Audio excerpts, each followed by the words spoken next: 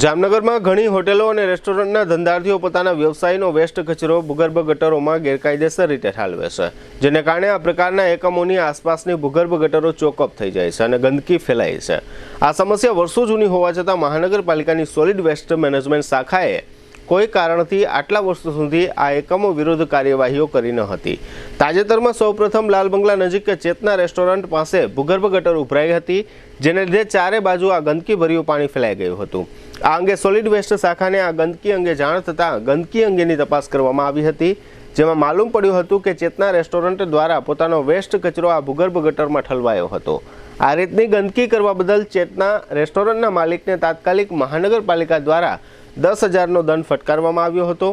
ત્યારબાદ મહાનગરપાલિકા દ્વારા જામનગરની 17 હોટેલ રેસ્ટોરન્ટ ખાતે ચેકિંગ કરી 11 હોટેલ રેસ્ટોરન્ટને કુલ રૂપિયા 1.10 લાખનો દંડ કરવામાં આવ્યો છે।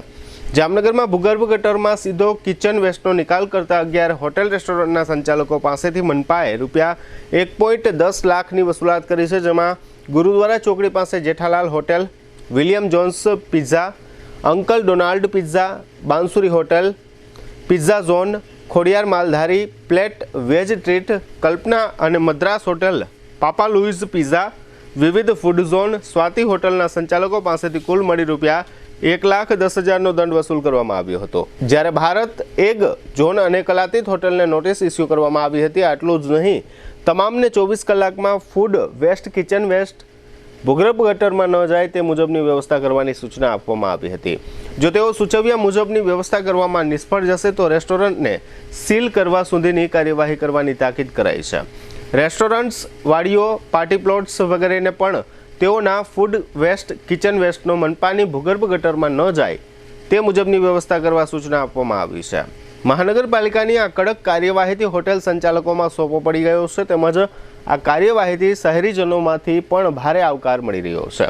આ રીતની કડક કાર્યવાહી મહાનગરપાલિકાએ કાયમી માટે ચાલુ રાખવી જોઈએ તેવું નગરજનો ઈચ્છી રહ્યા છે। મહાનગરપાલિકાના સૂત્રો તરફથી એમ પણ જાણવા મળ્યું છે કે આ રીતની અમુક કડક કાર્યવાહી કરીએ છીએ ત્યારે આગેવાનો દ્વારા જ કાર્યવાહી ન કરવા અને જતું કરવા માટેની ભલામણો આવે છે। રાજકીય આગેવાનોએ મહાનગરપાલિકાની આ રીતની સારી અને કડક કાર્યવાહી બાબતમાં ક્યારેય કાર્યવાહી ન કરવાની ભલામણ કરવી ન જોઈએ તેવું શહેરીજનો ઈચ્છી રહ્યા છે। જામનગર સ્વચ્છ મિશનને રાજકીય આગેવાનોએ પ્રોત્સાહન આપવું જોઈએ। અત્યાર સુધીમાં મહાનગરપાલિકાએ 17 હોટેલ રેસ્ટોરન્ટોનું ચેકિંગ કર્યું છે। જામનગરમાં હોટેલ અને રેસ્ટોરન્ટ આવેલા છે તેનું સરપ્રાઇઝ ચેકિંગ કરી હોટેલ સંચાલકોને કાયદાનું ભાન કરાવવું જોઈએ। આ ઉપરાંત મહાનગરપાલિકાએ હોટેલ સંચાલકોને આ વેસ્ટ કચરા અંગે જે સગવડતા જોઈએ તે પેઇડ સગવડતા આપવી જોઈએ। એટલે કે વેસ્ટ કચરાનો નિકાલ કરવા માટે મહાનગરપાલિકાએ હોટેલ સંચાલકો પાસેથી કાયદેસરનો ચાર્જ વસૂલ કરીને રોજ પોતાનું વાહન વેસ્ટ કચરા માટે મોકલવું જોઈએ।